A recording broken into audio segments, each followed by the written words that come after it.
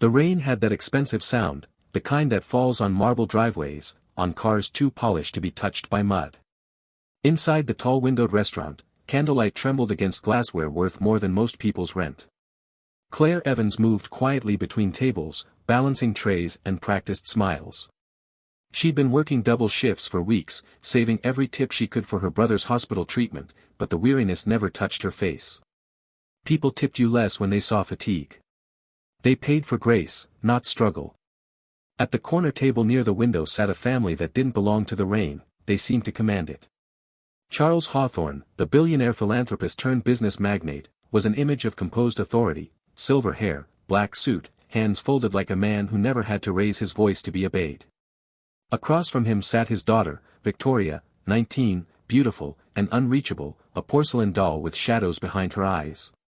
She wasn't eating. She wasn't speaking. Her phone screen glowed like armor between them. "Victoria," Charles began softly, "you promised to make an effort tonight."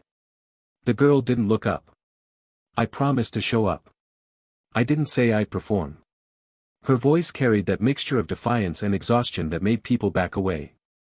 Claire noticed it as she approached to refill their glasses. It wasn't anger, it was grief that had forgotten how to cry. Charles sighed, pressing his temples. "Dr. Lyman said your progress depends on communication." "Dr. Lyman," Victoria interrupted sharply, "is a fraud who charges $1,000 an hour to tell me I'm resisting connection. Maybe I just don't want to be fixed. Did that ever occur to anyone?" Her tone sliced through the restaurant's hush. Two nearby tables went still.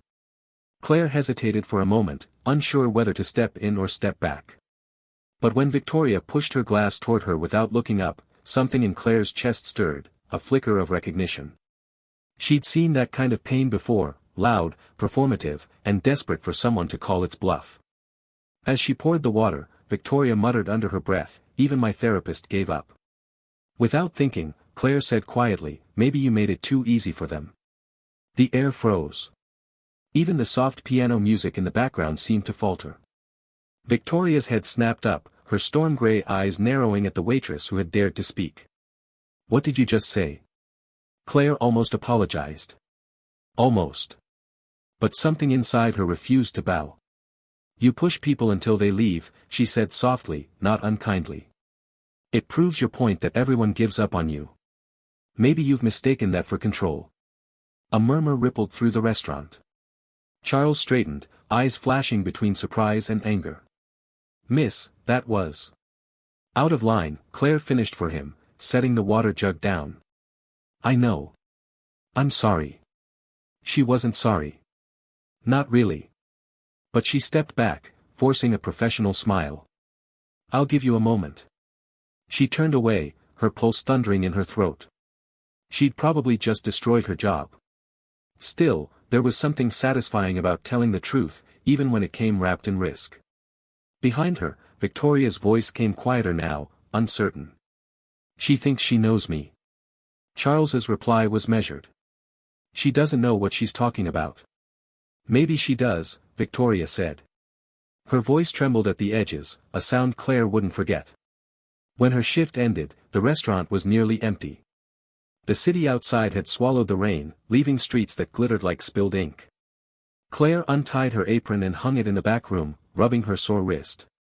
She didn't notice the man waiting near the door until she stepped out.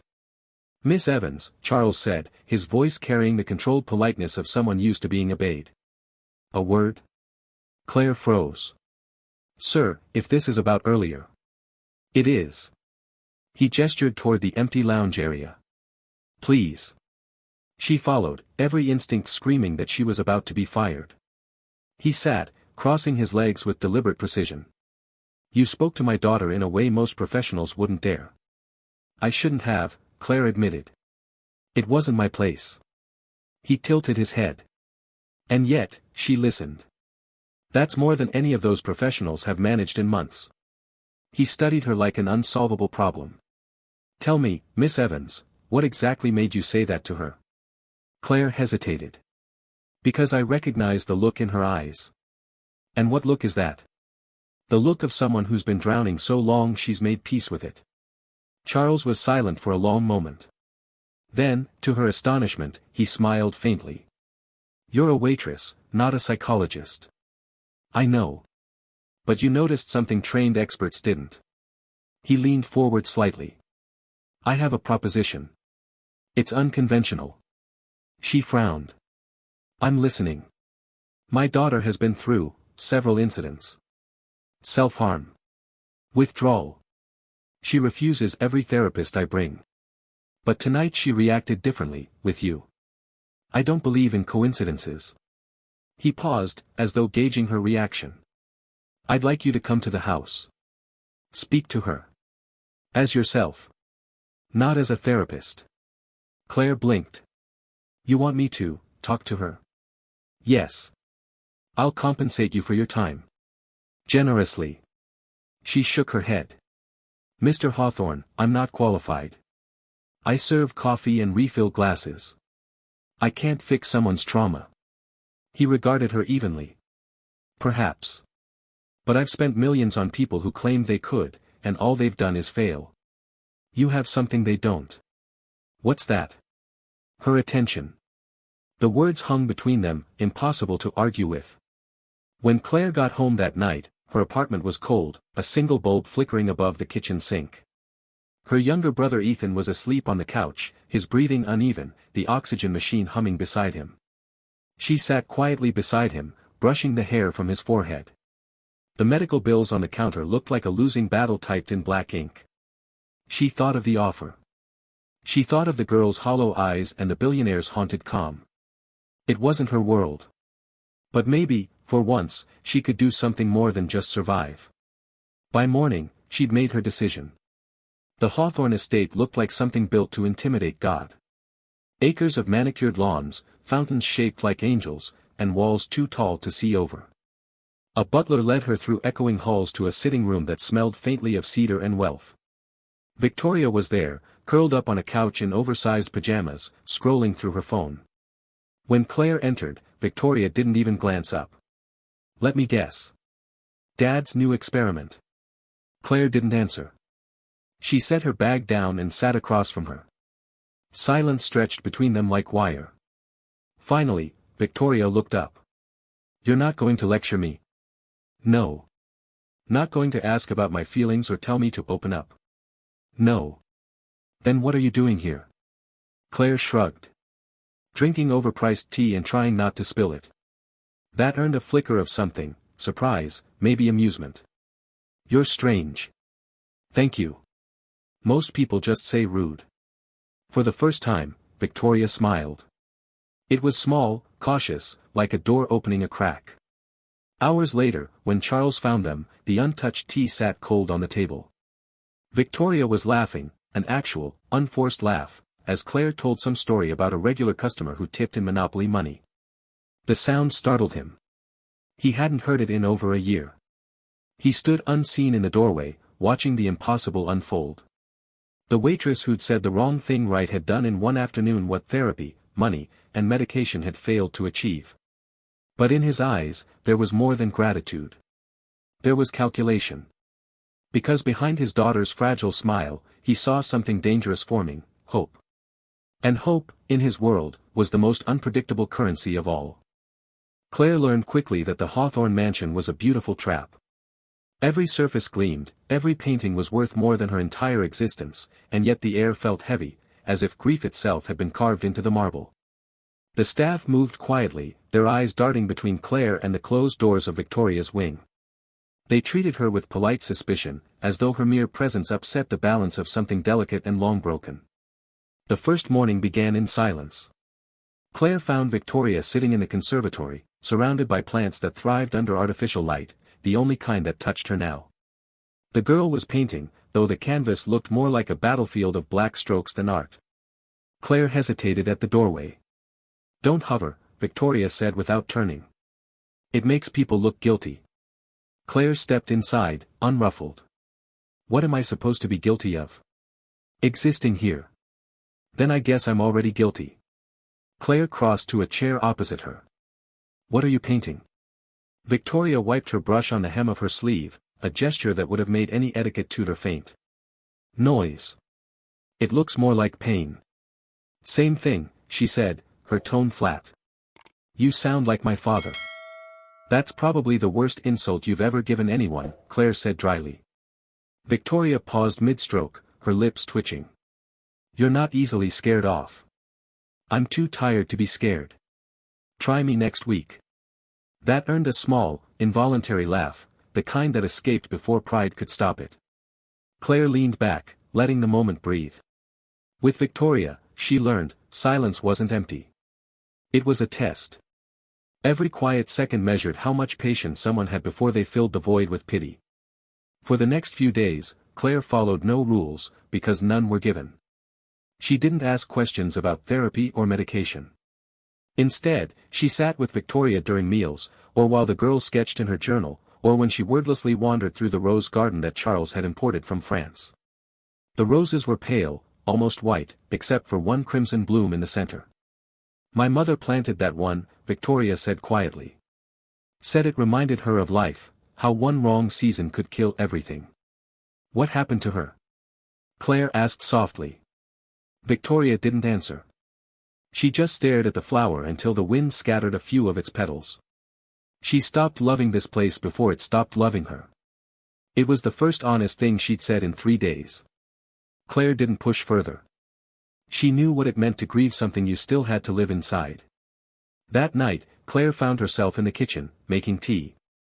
The butler, Mr. Whitlock, entered, carrying his usual air of polite indifference.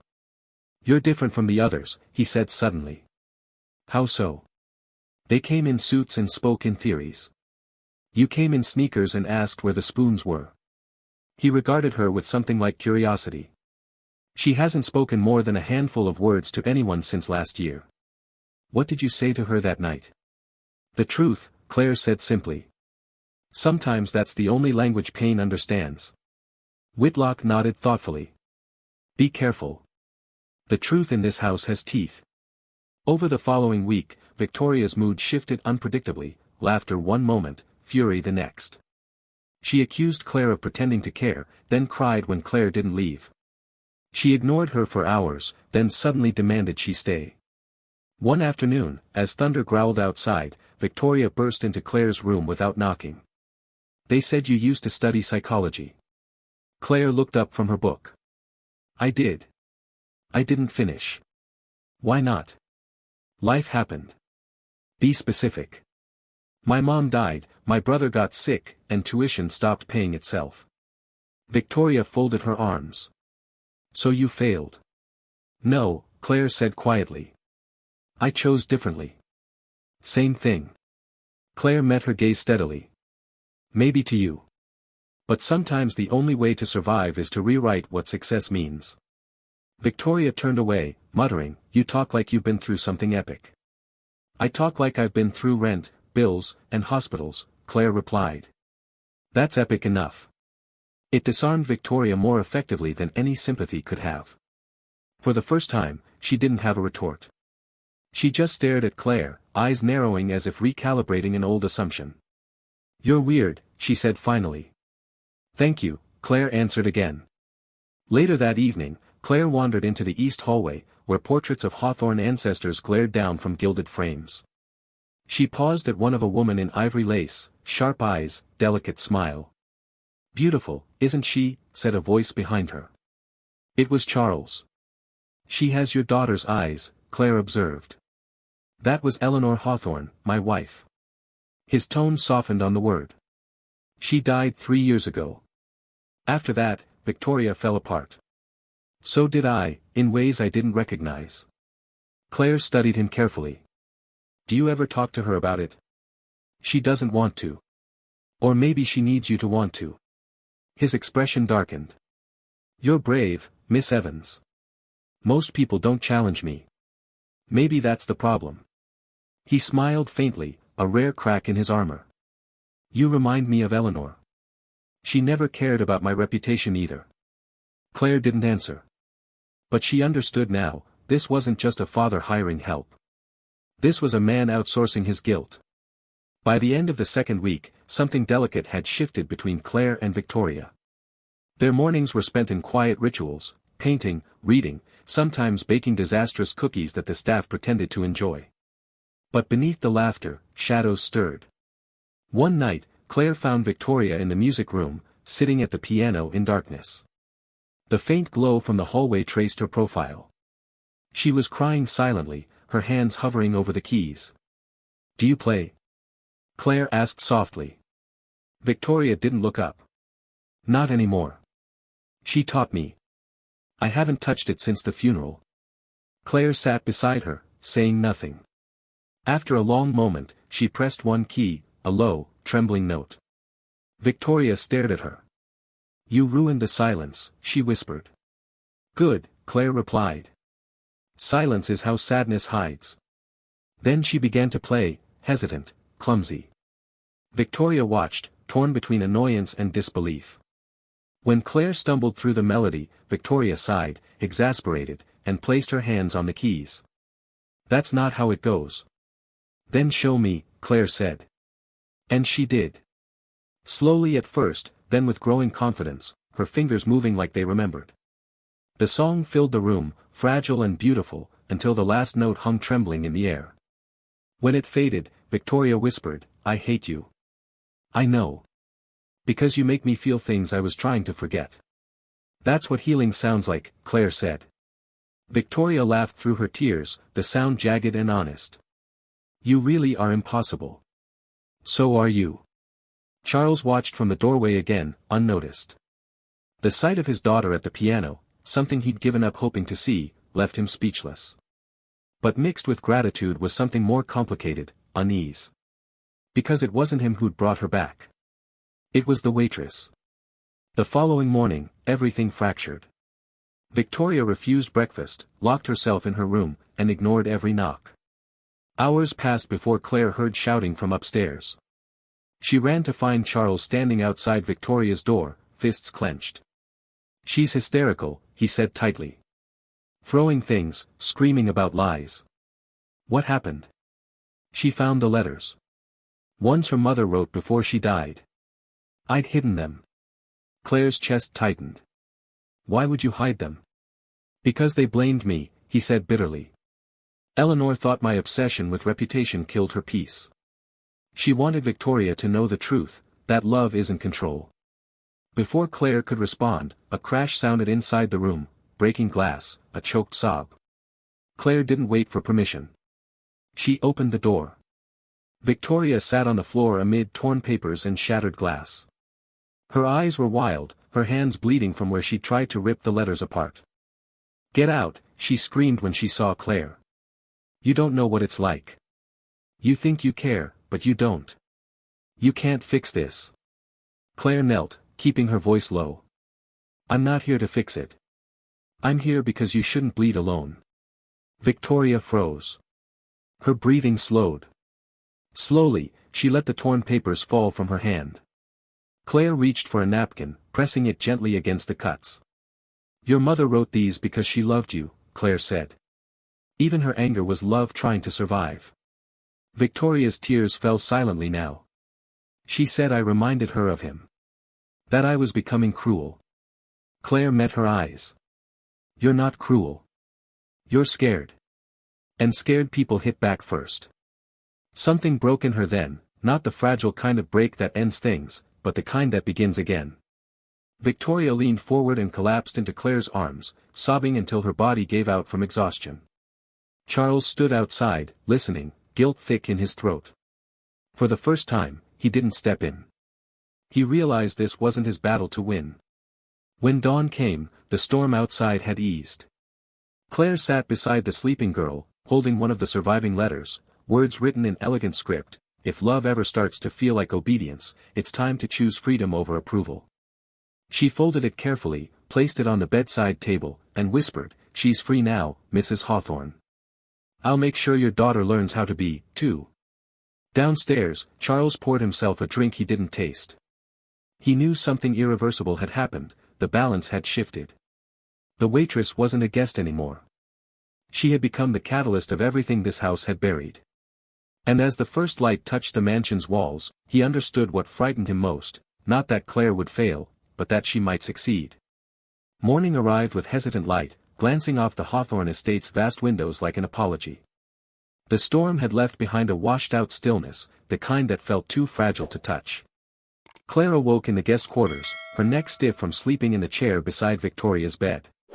The girl was still asleep, her face softened by the kind of peace that follows exhaustion.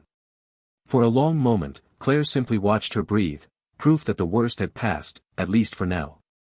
Downstairs, the mansion was already alive with quiet movement. Staff tiptoed through routines, carrying trays and murmured greetings. But something was different. The air carried a weight, reverence, perhaps, or the beginning of belief. Claire wasn't just another outsider now. She'd become part of a story everyone thought was already over. When she entered the breakfast hall, Charles was waiting. He stood near the window, coffee untouched, posture stiff. "You stayed the night," he said without turning. "She needed someone," Claire replied. "And I didn't." The question came out harsher than he intended. He rubbed his eyes, sighing. "Forgive me. It's been a long time since I've seen her, not broken." "She's still fragile," Claire said gently. "But she's reaching for something again." He turned then, studying her. "I don't understand how you do it." The others, all those professionals, had plans and methods. "You just, listen." "Sometimes listening is the plan," she said simply. Charles nodded slowly, as if that truth unsettled him. "She found the letters. I should have told her sooner." "You were trying to protect her," Claire said. "Or protect myself from her judgment." His jaw tightened. "You think I'm controlling?" "I think you're scared," Claire answered. "Of losing her. Of being the reason she falls apart again." He met her gaze for a long moment. "And you? What are you afraid of?" Claire hesitated. "That I'll fail her. That I'll make her believe she can heal, only to watch her break again." Silence stretched between them. Then, unexpectedly, Charles smiled faintly. "You sound like Eleanor." "I'll take that as a compliment," Claire said. She meant it. By midday, Victoria was awake. Her voice was hoarse when she called for Claire. "You stayed." "Of course I did." Victoria blinked up at her. "I said horrible things. I've heard worse." The girl gave a shaky laugh. "You're not supposed to make this easy." "I'm not trying to. I'm just not leaving." Victoria turned her face to the ceiling. "I don't know what to do with that." "Start by eating something." When Claire returned with a tray, Victoria was sitting up, brushing her hair.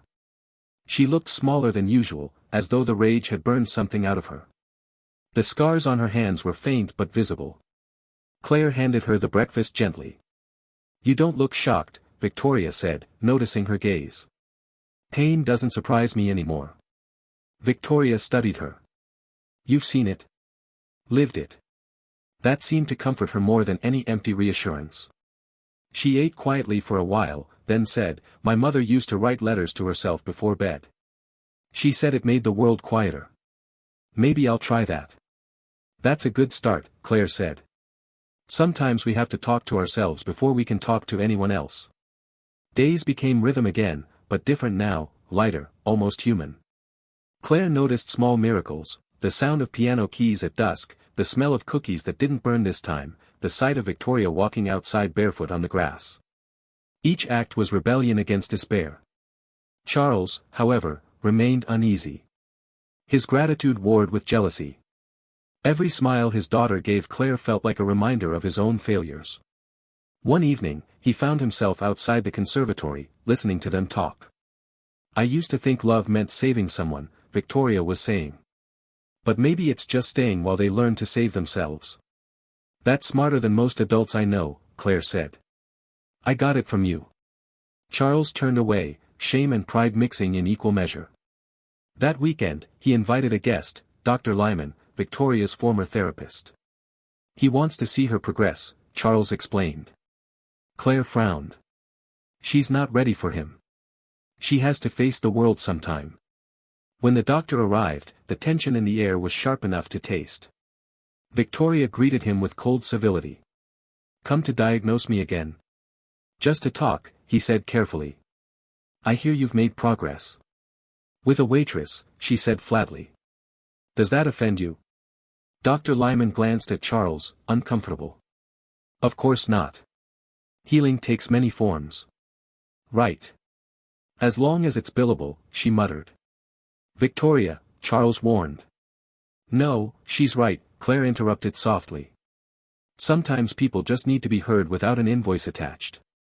The therapist looked annoyed. You're not trained for this kind of emotional care, Miss Evans.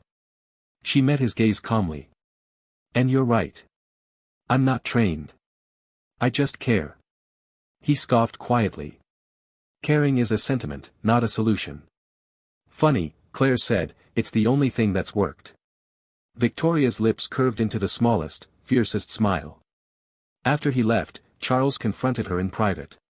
You undermined a professional. I protected her, Claire replied. I hired you to help, not to challenge me. Maybe those are the same thing. Charles stared at her, caught between anger and admiration. You don't understand the pressure I'm under. I do, Claire said quietly. You just call it responsibility because guilt sounds too human. He froze. Then, for the first time, his voice cracked. You have no idea what it's like watching your child fall apart and knowing money can't fix it. You're wrong, Claire whispered. I watch my brother fade a little every day. And no amount of work, no prayer, no miracle has fixed that either. But I keep showing up. Something in him broke then, pride, perhaps. He nodded once, unable to speak. A week later, Victoria asked Claire to walk with her by the lake that bordered the estate. The afternoon sun painted the water gold. For the first time, Victoria looked alive in the light. I used to come here with her, she said. Mom would tell me stories about how swans mate for life. I didn't believe her. Then I watched one stay by its partner's body for days after it died. She laughed softly. Even birds handle love better than we do.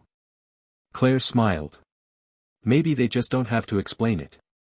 They sat on the grass, the silence between them comfortable now. After a while, Victoria said, I read one of the letters again. The one where she said love without honesty is cruelty. She was right. She usually was, Claire said. What will you do with that truth? I don't know yet. But I'm not afraid of it anymore. Claire looked at her, proud. That's enough for today. Victoria tilted her head. You treat me like I'm normal. You are. No, I mean, you don't see the billionaire's daughter. You see me. That's the only person I came here for. Victoria's eyes glistened. You know, if my mom were alive, I think she'd like you. Claire smiled. That's the nicest thing you could have said. But healing, Claire had learned, rarely comes without cost. That night, she found a letter slipped under her door. It bore no name, only 2 lines written in precise handwriting. You're playing with forces you don't understand. People in this house don't survive if they become too important. She stared at the paper for a long time, unease prickling her skin. Someone didn't want her there, and it wasn't Victoria. The next morning, the household buzzed with whispers. Charles was on edge, barking orders over the phone. Claire caught fragments, words like board, scandal, leak. Something was happening beyond the walls of grief and therapy. Later, she overheard Whitlock speaking to another servant. The press found out about the daughter's breakdown. They're calling her unstable. If that girl leaves the estate, it's over for the family name. Claire's stomach turned. She found Charles in his study, pacing. You can't keep her hidden forever, she said. He looked up sharply. You don't understand the damage this could cause. The world feeds on weakness. They'd destroy her. Or they'd finally see her as human. He slammed his hand on the desk. That's not good enough. The echo of his anger filled the room. Claire stepped closer, voice steady. You're not protecting her anymore. You're imprisoning her. He turned away, shoulders rigid. You think you know what's best for my daughter? No, Claire said softly. I think she does. That night, Victoria came to her door. He's sending you away, she said, eyes red. He thinks you're a distraction. Claire's heart sank. Did he say that? He said you're making me dependent. But he's wrong. You're the first person who's ever made me want to be independent.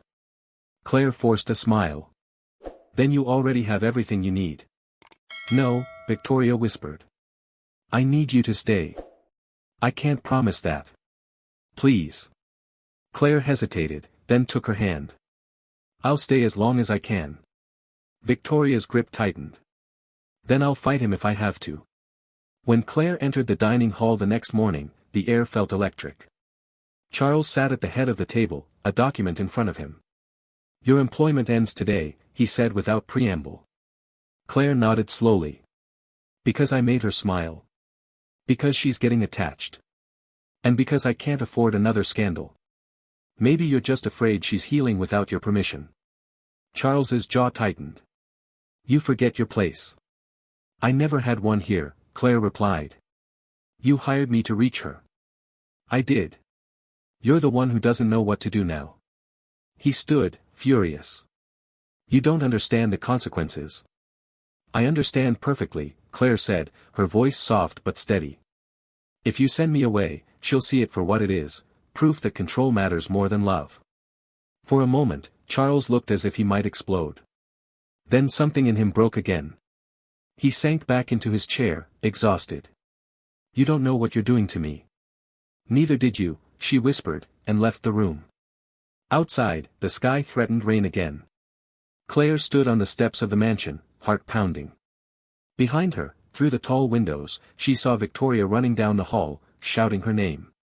Whitlock appeared beside her, offering an umbrella. You can't save everyone, Miss Evans, he said quietly. Claire looked back at the house, its beauty, its sorrow, its secrets. Maybe not, she said. But I can try to stop it from destroying itself. Whitlock nodded slowly. Then God help us all. As the first drops fell, Claire stepped back inside. She wasn't done here, not yet. The Hawthorne mansion stood in silence, a mausoleum dressed as a home. The tension that had once been hidden beneath polished marble now hummed in every hallway. It had been 3 days since Charles had tried to dismiss Claire, and since then, nothing in the house felt steady. Victoria had stopped eating. The piano keys sat untouched. Even the staff whispered like conspirators afraid of waking a sleeping beast. Claire spent those days walking on eggshells. She stayed because Victoria needed her, but every moment under that roof was a gamble. Charles oscillated between distant civility and quiet rage. He avoided her eyes at breakfast but lingered in doorways as if torn between admiration and fury. For the first time, Claire understood just how much power silence could hold. On the 4th morning, she found Victoria in the rose garden. The wind was sharp, the sky bruised. The girl's hair whipped in her face as she stared at the single crimson bloom in the center of the pale roses. He's sending you away, Victoria said flatly, not turning. I know, Claire said. Are you going to go? Claire looked at her. Do you want me to? I want you to stay, she said, her voice breaking. But if you stay, he'll destroy you. Claire stepped closer. I've been destroyed before. I got better at rebuilding. Victoria turned then, eyes wet. You think you can fix me, don't you? No, Claire said softly. I just think you deserve to stop hurting. That evening, the mansion hosted a dinner party, a performance for investors and press, meant to distract from rumors of instability. Victoria wasn't invited. Claire had been instructed to help with catering, to keep her head down and pretend she was invisible. But invisibility had never been Claire's strength. She moved between tables as laughter clattered like silverware. The air smelled of wine and money. Charles played the perfect host, charming, controlled, untouchable. It was only when he caught Claire's eye across the room that his composure faltered. For a fraction of a second, something raw passed between them, accusation, maybe recognition.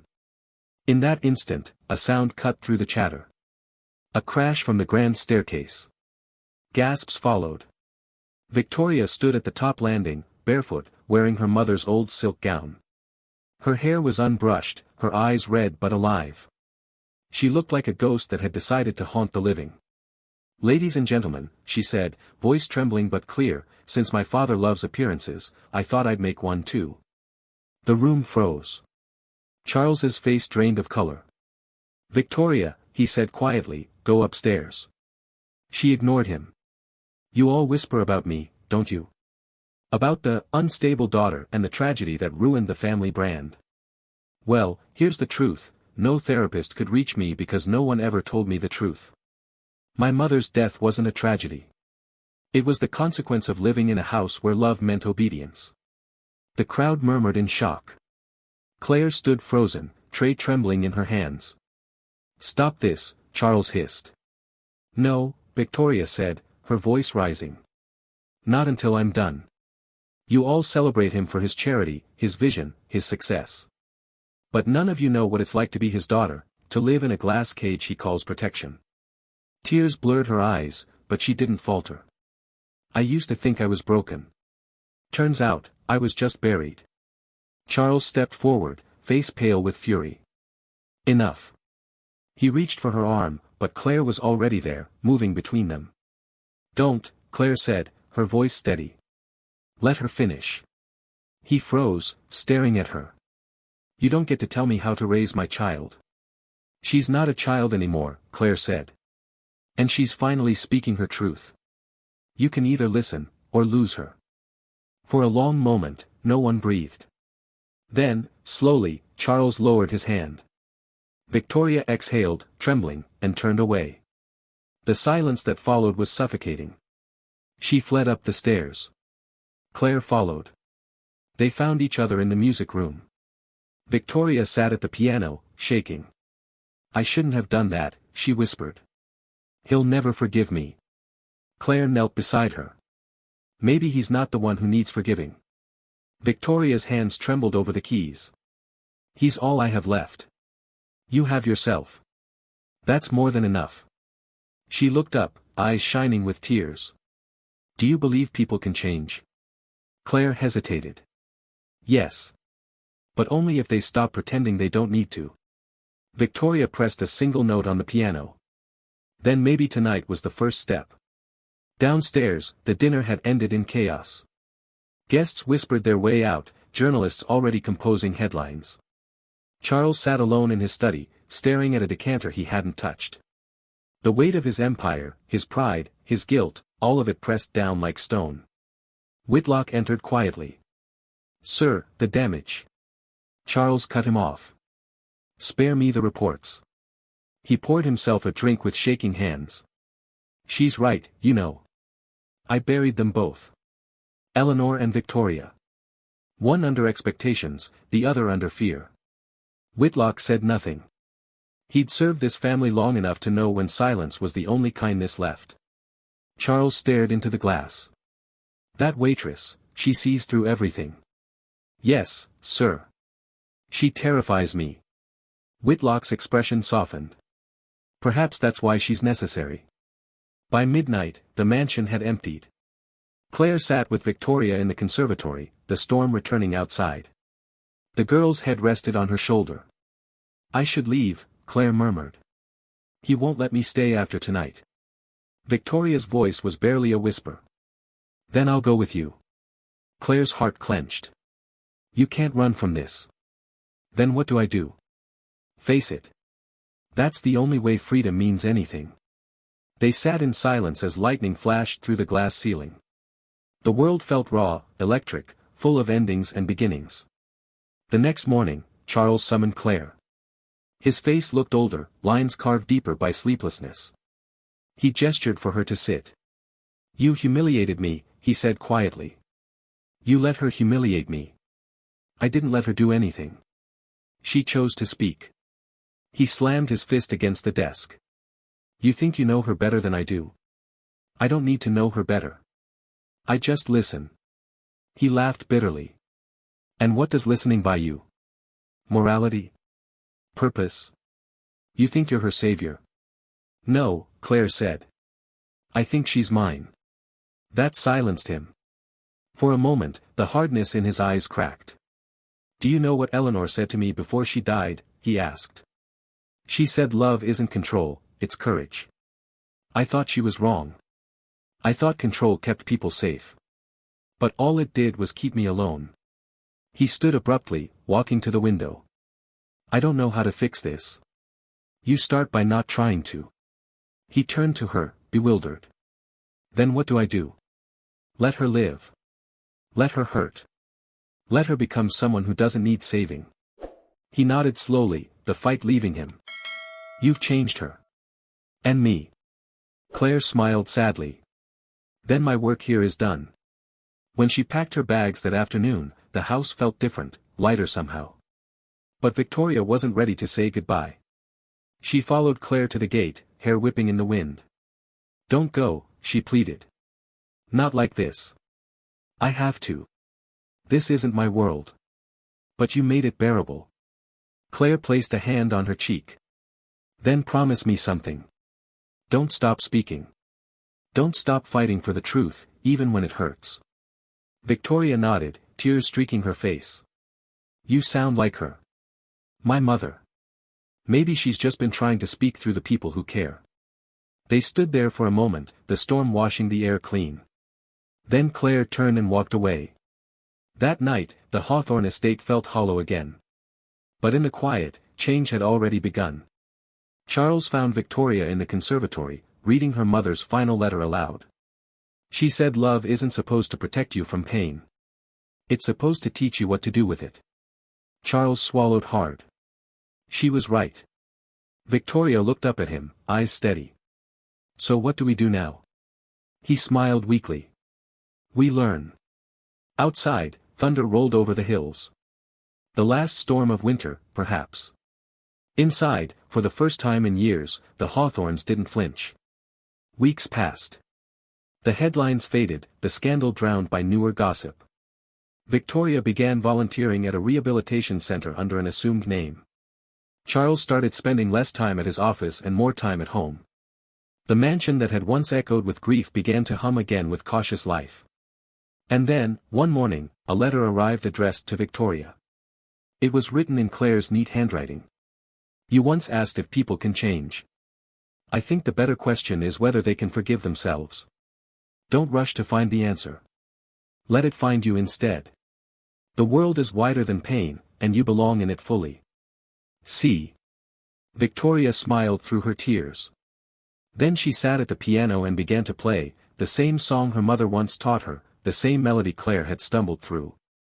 Each note was imperfect, trembling, alive. Down the hall, Charles listened from the doorway, hands in his pockets. For the first time, the music didn't remind him of loss. It reminded him of what had survived. Miles away, in a small town near the coast, Claire stood outside a renovated cafe. The sign above the door read the listening room. Inside, the air smelled of coffee and hope. People came there not for advice, but for understanding. Some left lighter, others left braver. She wiped her hands on her apron and looked out the window. A black car slowed to a stop outside. The door opened, and Victoria stepped out, smiling. You found me, Claire said. I never stopped looking, Victoria replied. They embraced, laughter and tears mingling. For once, there were no titles, no pasts, no broken pieces left to hide. Just two souls who had learned that the impossible wasn't about healing someone else, it was about daring to believe in your own second chance. And somewhere far behind them, the storm finally passed. The morning fog wrapped the coastal town in quiet silver light. The sea hummed softly beyond the windows of the listening room, that strange little cafe that had become both sanctuary and confession booth. Claire unlocked the door as the first streaks of dawn brushed the sky, the bell above the entrance chiming in its usual greeting. Every day began like this, the scent of freshly ground coffee, the rustle of notebooks from strangers who came to write their pain into something survivable. But today, there was something in the air, that strange tension that only arrives when the past is about to walk back through the door. It had been 6 months since she left the Hawthorne mansion. 6 months of distance, rebuilding, and the slow process of learning to live without guilt. The listening room had grown from a dream into a haven. People came not for advice but to be heard, students, veterans, widows, even a few therapists who confessed they were tired of pretending they were fine. Claire never called what she did therapy. She called it listening. But some days, the weight of so many stories pressed heavy on her chest. That morning, she found a familiar envelope on the counter, white, heavy, sealed with a gold crest, the Hawthorne insignia. For a moment, the air around her seemed to still. She didn't have to open it to know who it was from. When she finally did, the handwriting made her breath catch. Claire, father is ill. It's not physical, not in the way medicine understands. He's lost. The house is quiet again, too quiet. I think he misses you. Please come. Just once. I don't know who else to ask. Victoria. Claire folded the letter carefully, staring out at the ocean. She'd promised herself never to go back. But promises, she'd learned, were fragile things when guilt called your name. The Hawthorne estate looked smaller than she remembered. Maybe because she'd grown since leaving. The marble still gleamed, but time had etched faint lines into the grandeur. The roses in the garden were overgrown now, pale petals littering the path like fallen snow. She walked past them slowly, her pulse a mix of dread and longing. Whitlock met her at the door, surprise flickering across his usually composed face. Miss Evans. I didn't think I'd see you again. Neither did I. He nodded gravely. She's in the library. He's not himself. Claire hesitated at the threshold of the library. Charles Hawthorne sat in an armchair facing the window, but the man who had once commanded boardrooms and governments looked smaller, thinner. The light touched silver in his hair, the posture of a man tired of holding the world up. When she stepped forward, he spoke without turning. I wondered how long it would take you. I didn't come for you, Claire said softly. I came for her. I know. You always do. When he finally looked at her, his eyes were wet but defiant. She's happy, you know. Stronger. Working with those youth programs. But I can't reach her anymore. She visits, but she doesn't stay. She's learning boundaries, Claire said gently. That's what healing looks like. He gave a bitter smile. And yet, I'm still here. Alone with ghosts. Ghosts only stay if you feed them, she said. Maybe it's time to stop. He laughed softly, almost to himself. You sound like Eleanor. That's because she's the one you still haven't forgiven. He looked away sharply. You think I killed her? I think you broke her heart trying to protect it, Claire said quietly. And you've been punishing yourself ever since. Upstairs, Victoria was pacing when Claire entered. Her eyes lit up when she saw her. You came. Of course. I didn't know if you would. After everything. Some promises are worth breaking. Victoria hugged her tightly, and for a moment, she wasn't the billionaire's daughter, just a girl who'd survived her own fire. How bad is he? Claire asked. He doesn't leave that chair, Victoria said softly. He stares at the window like he's waiting for forgiveness to come walking down the driveway. Claire nodded. Then let's give it to him. That evening, they sat together in the conservatory, the three of them for the first time. Rain tapped against the glass, a steady rhythm that filled the silences between words. I never thanked you, Charles said suddenly. His voice was low, rough. For saving her. I didn't save her, Claire replied. She saved herself. I just gave her permission. He looked at his daughter. You remind me of your mother. I hated that once. Victoria smiled faintly. You don't have to anymore. They sat in quiet for a while until Charles spoke again. Do you ever think about staying? Claire hesitated. I belong somewhere else now. He nodded. I know. But I wanted to ask anyway. Later that night, Victoria followed Claire to the guest room. He's scared, she said. He won't say it, but he's terrified of dying alone. We all are, Claire said. Even the ones who pretend otherwise. Victoria sat on the edge of the bed. When you left, I was angry. I thought you abandoned me. But I get it now. You taught me that love doesn't mean staying forever. It means leaving when the story's ready to move on. Claire smiled. Then you learned everything I hoped you would. Over the next week, Claire stayed at the mansion, helping Charles reconnect with his daughter. She coaxed him into the garden, where the wind smelled of rain and cut grass. She made him read Eleanor's letters aloud, each word cracking open another wound he'd sealed shut. One afternoon, as he finished reading the last one, tears streaked his face. She said I was afraid of love because I didn't understand surrender. Do you? Claire asked. He looked at her, eyes weary but clear. I'm beginning to. She smiled gently. That's enough. But peace, as always, came at a price. On the seventh night, Claire woke to the sound of glass breaking. She ran to the study and found Charles collapsed near the window, a decanter shattered beside him. Victoria knelt by his side, sobbing. He's breathing, she whispered, trembling. Call someone. Claire dropped beside her, checking his pulse. It was faint but steady. He's not gone, she said, though her voice wavered. Not yet. The ambulance came quickly, lights flashing against the marble walls.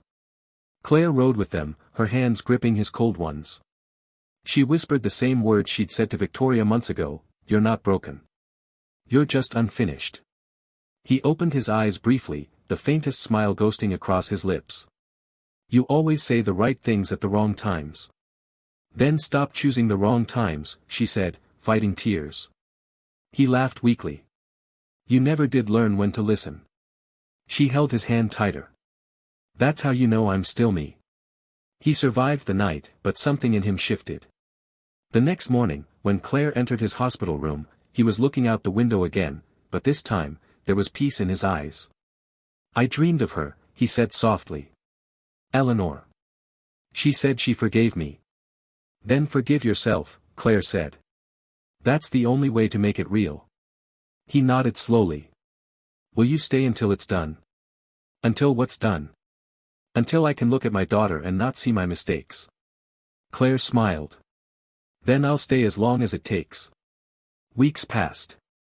Charles began attending family sessions at the listening room. It was awkward at first, the billionaire sitting among fishermen, teachers, and tired mothers, but humility came to him easier than before. Sometimes, he stayed late, just listening. One evening, as they locked up, he said quietly, "You were right. Listening is the hardest kind of courage." Claire looked at him. It's also the most necessary. He smiled faintly. I suppose this is what peace feels like. Uncomfortable. He chuckled. Exactly. By summer, the Hawthorne mansion had changed. The doors were open now, the gardens alive again. Victoria held art therapy sessions there for children recovering from trauma. Charles turned one of the wings into a public foundation for mental health outreach.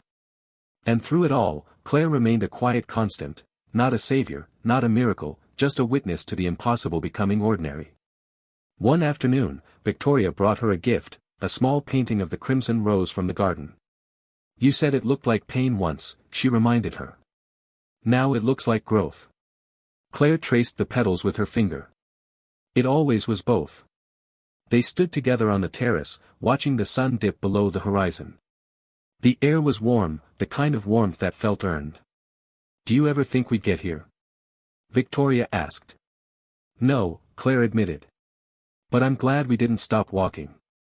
Victoria smiled. Then I guess this is what healing looks like. Claire nodded. Messy. Imperfect.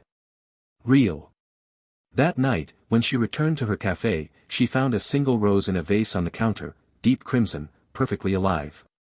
No note. No signature. Just a reminder. She smiled. For once, she didn't need to know who left it. Some stories didn't need closure, they just needed to be witnessed. And as the sea murmured outside and the bell above the door chimed softly in the breeze, Claire closed her eyes and whispered to the quiet. Maybe the impossible was never about saving anyone. Maybe it was about believing love could still be brave. Autumn came quietly that year, carrying with it a chill that crept through the coastal air. The leaves outside the listening room turned copper and crimson, scattering across the cobblestone streets like forgotten memories. Inside, Claire's cafe had become more than just a business, it was a movement. Strangers arrived from distant towns just to sit at her tables, to share their stories, to listen to someone else's pain without judgment. Newspapers had written features calling it the place that heals without words. But Claire never read them. She didn't want fame, she wanted peace. Still, peace was never free. It came with a cost she hadn't paid yet. One late evening, after the last customer left, Claire sat alone by the window with her journal. The sound of the ocean filtered through the cracked windowpane. For the first time in months, she allowed herself to write about her brother, Daniel. His illness had been the reason she'd left school, the reason she'd learned to fight through life instead of studying it. He died 2 years ago, before she ever met the Hawthorns. She'd never grieved him properly. She just kept moving, as if stopping would make the silence too loud. "You taught me how to stay alive by helping others," she wrote. "But maybe now I need to help myself." A knock interrupted her thoughts. She looked up to see a figure silhouetted in the doorway, Victoria. The young woman had changed. Her hair was shorter, her posture stronger, and her eyes no longer held the shadows they once did. "You didn't write back," Victoria said with a teasing smile. Claire stood, surprised but delighted. "You didn't give me time to. I wanted to see it for myself." Victoria's eyes swept the cafe. "It's beautiful. It feels alive." "That's because people keep bringing their broken pieces here," Claire said. "And somehow, they fit together." Victoria nodded thoughtfully. "It's what you always did for others." Claire smiled softly. "And now I just give them the space to do it themselves." They sat together for hours, sipping tea, trading laughter and silence in equal measure. When Victoria spoke again, her tone turned serious. "My father's getting weaker. The doctors say he's stable, but," she trailed off. "He's scared again. I can tell. And he keeps asking for you." Claire's smile faded. "He doesn't need me anymore. He has you." Victoria shook her head. "He has peace because of you. You gave him the words to finally forgive himself. But now he wants to tell you something, before it's too late." The Hawthorne mansion looked gentler in the autumn light. The vines on its stone walls had turned a deep scarlet, like veins of color running through age. Whitlock greeted her again with a knowing nod. "He's been waiting," he said simply. Claire entered the library quietly. Charles sat in his chair by the window, a blanket over his knees, a book resting unopened in his lap. When he turned, his face broke into a tired smile. "You came. I heard you ask for me." "I did. I needed to see you one last time." "Don't talk like that," she said softly. He chuckled weakly. "At my age, it's the only honest way to talk." She sat beside him. The silence that followed wasn't awkward, it was sacred. For a moment, they simply existed together, two people who had once been strangers and now shared the same quiet understanding, that love, in all its forms, leaves behind a debt of grace. Finally, he spoke. "I've been writing letters to Eleanor. Foolish, I know. But I imagine she's listening somewhere. Maybe I'm trying to make up for all the times I didn't." "She'd like that," Claire said. "I hope so." He paused, glancing toward her. "Do you ever think about what might have happened if you'd stayed?" Claire exhaled slowly.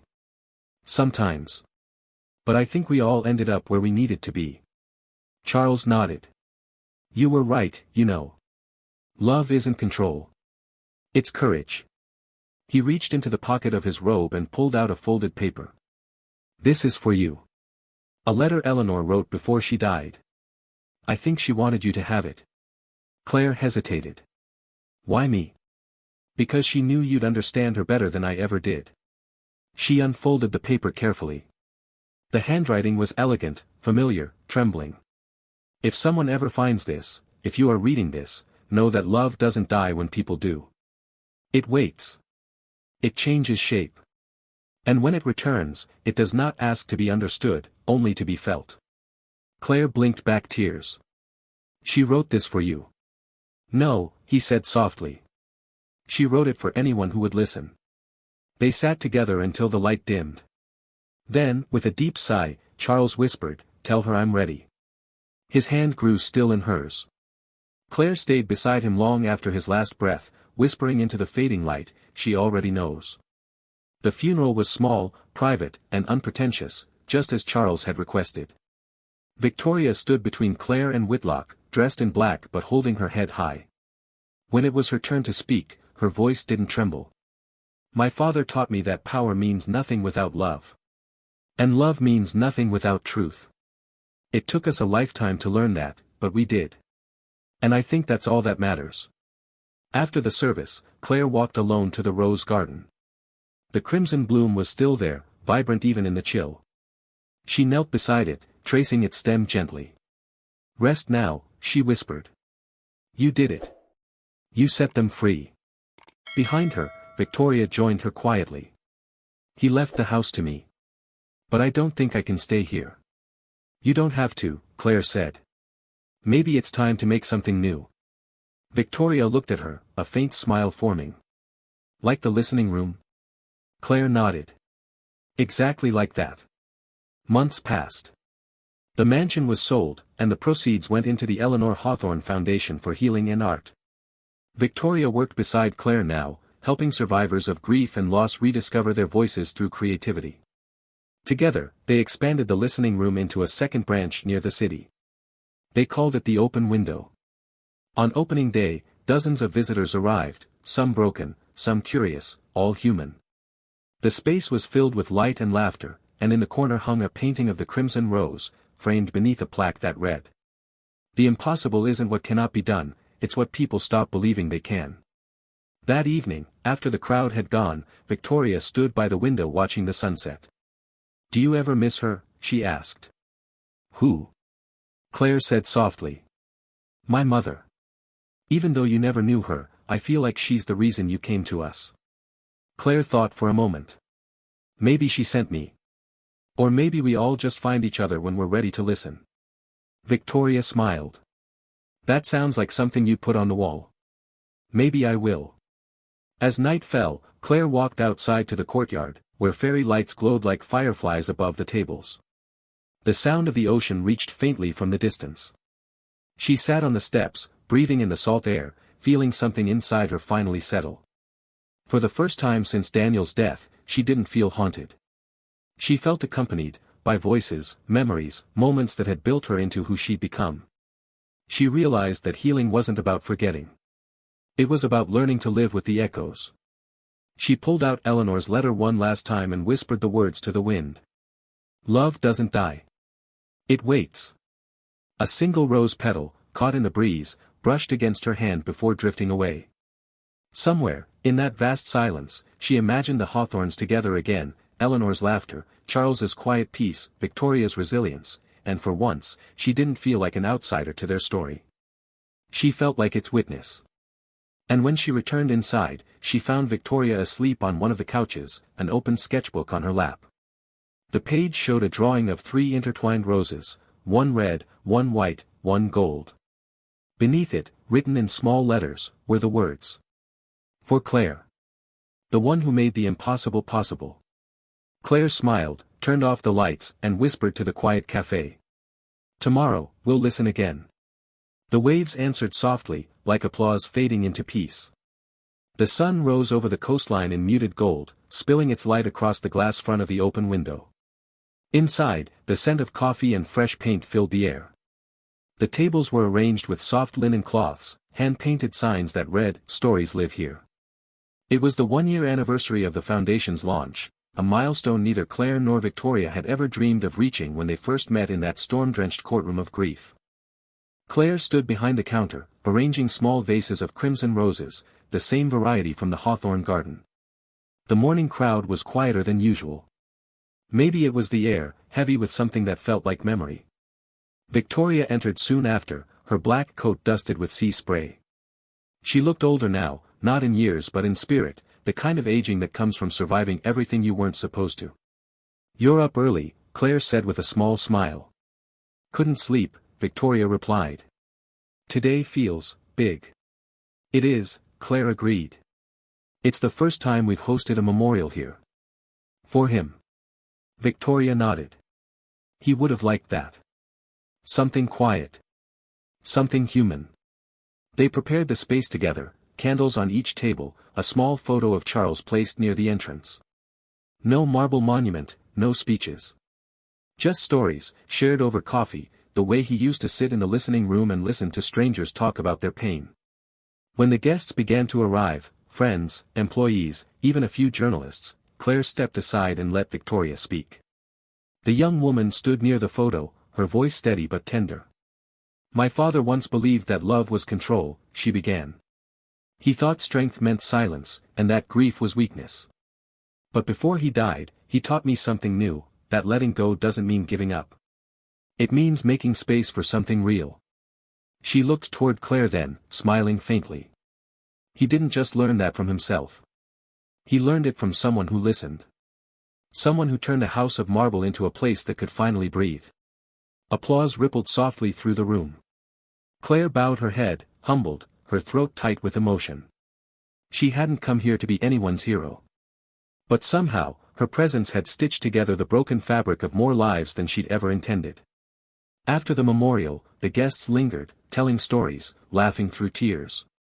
Claire found herself alone on the back patio, watching waves roll against the rocks. The sky was streaked in violet and rose. Whitlock appeared beside her, a rare smile softening his usually guarded face. He would be proud, he said quietly. Of her? Claire asked. Of both of you. He paused. The house feels empty now, but peaceful. Almost like it's finally resting. Claire nodded, a bittersweet ache blooming in her chest. It's strange. I used to think healing was an ending. But it feels more like a beginning that doesn't need me anymore. Whitlock glanced at her. And how do you feel about that? Grateful, she said simply. Some stories aren't meant to be owned. Just carried for a while. He smiled, tipping his hat. You carry them well. Weeks passed, and life moved as it always does, quietly, insistently. The foundation flourished. The open window became a refuge for people from every walk of life, trauma survivors, grieving families, even CEOs who had lost touch with their humanity. The Hawthorne name, once synonymous with power and secrecy, had become a symbol of compassion. But for Claire, the rhythm of peace came with a strange loneliness. She often woke before dawn, sitting on the cafe steps with her journal, watching the horizon turn gold. Her words had changed, no longer desperate, no longer pleading. They were softer now, reflective, the way light bends on still water. One morning, as she wrote, she noticed a familiar figure walking up the path. Victoria, holding a sealed envelope. This came for you, she said, handing it over. No return address. Claire frowned, opening it carefully. Inside was a single sheet of cream stationery, written in an elegant hand she didn't recognize. You may not know me, but my mother was a patient of Eleanor Hawthorne's before she passed. She used to say that healing isn't inherited, it's taught. I think you've proven that true. Thank you for keeping her legacy alive. No signature. Just gratitude. Claire smiled, folding the letter. Eleanor's still finding ways to speak, she said. Victoria laughed softly. Maybe that's her new miracle, reaching people she never met. Or maybe it's all of us, Claire replied. Passing the echo along. That winter, the listening room and the open window merged into a single initiative, Project Echo. Its mission was simple, to bring listening spaces to schools, shelters, hospitals, anywhere people had forgotten how to speak without fear. The idea spread faster than Claire expected. Volunteers flooded in. Stories poured out. It became less of an organization and more of a movement. During the launch event in the city, Claire stood on stage for the first time in her life. She hated attention, but this wasn't about her, it was about what they had built from pain. I used to think healing was about fixing people, she told the crowd. But the truth is, we were never broken, just unheard. Listening is what turns survival into living. It's what turns strangers into something closer to family. Every story told here matters. Even yours. The applause was thunderous. But what stayed with her wasn't the noise, it was the quiet afterward, when she saw tears glistening in people's eyes. That was how she knew the echo had reached them. Years slipped by softly. The cafe expanded into several cities. Victoria became a counselor, dedicating her life to helping those who reminded her of her younger self, defiant, scared, yet desperate to be seen. Claire took a step back, focusing on mentorship, guiding others to listen the way she once had. One spring afternoon, she returned to the old coastal town. The original listening room still stood, its windows weathered but proud. She unlocked the door and stepped inside. Dust motes floated in the sunlight, catching on the air like memories refusing to fade. She sat at the same table where it had all begun, where she had first written her brother's name in a notebook and whispered that she would make his pain mean something. The sound of the ocean filtered through the cracks again, the same melody that had once haunted her nights. Now, it was comforting. As she sat there, she felt something she couldn't quite name. It wasn't joy or sorrow, it was completion. Outside, Victoria arrived quietly, holding a small box. "I thought I'd find you here," she said. "What's this?" Claire asked. "Something from the garden." Claire opened the box and found a cutting from the crimson rose, its roots wrapped carefully in damp linen. "You kept it alive." "I thought you might plant it here," Victoria said. "Where it all started." Together, they went outside and dug a small patch of earth beside the steps. The wind carried the scent of salt and roses as they worked in silence. When they were done, the flower stood tall, trembling slightly in the breeze. "It looks fragile," Victoria said. "All beautiful things do at first," Claire replied. "Then they grow thorns." They both laughed softly, the sound mingling with the waves. Victoria turned serious again. "You know, people keep calling you a miracle worker." "I'm not," Claire said. "I just showed up. That's the hardest miracle there is." The sky darkened, and stars began to pierce the twilight. The sea whispered like a secret kept too long. Claire stood, brushing dirt from her hands. "Do you ever think about how strange it is?" she asked. "That everything, all of it, started because of one impossible thing." Victoria smiled. "Because no therapist could, but the waitress did." Claire laughed softly. "I never liked that headline. But it's true. Maybe. But the impossible didn't happen because of me. It happened because someone finally believed it could." They stood there in silence, watching the tide pull itself back from the shore. The rose bent gently in the wind, its petals glowing faintly in the fading light. And for once, Claire didn't think about pain, or loss, or the weight of other people's stories. She thought about life, raw, imperfect, endlessly persistent. She turned to Victoria and said, "When I'm gone, promise me one thing." "What's that?" "Keep listening. Even when the world stops making sense." Victoria nodded, tears in her eyes. "Always." The next morning, the first visitors to the listening room found a note taped to the front door. It was written in Claire's handwriting, simple and unadorned. "If you're here, it's because something in you is still searching. Sit. Breathe. Speak if you can, or don't. Either way, you're heard." Beside the note stood the rose, blooming red against the dawn. And so the story that began with a waitress and a broken billionaire's daughter didn't end in triumph or tragedy. It ended, as all real stories do, in quiet continuation. Because listening, Claire had taught them, was not a skill. It was an act of love that never dies.